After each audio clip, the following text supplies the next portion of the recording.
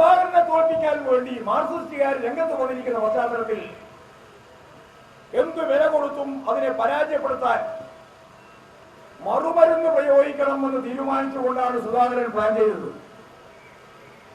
Planning വളരെ വിചിത്രമായിരുന്നു.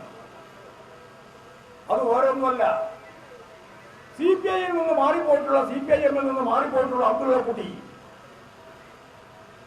ആ അബ്ദുള്ളക്കുട്ടിയെ തെരഞ്ഞെടുപ്പ് അക്രമത്തിന്റെ ഒരു ഘട്ടത്തിൽ കൊല്ലുക.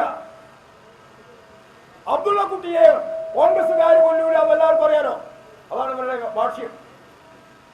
മാർക്സിസ്റ്റുകാർ അബ്ദുള്ളക്കുട്ടിയെ രാഷ്ട്രീയം മാറിയതിന്റെ പകപോക്കലിന്റെ ഭാഗമായി കൊന്നിരിക്കുന്നു എന്ന് പ്രചരണം നടത്തുക.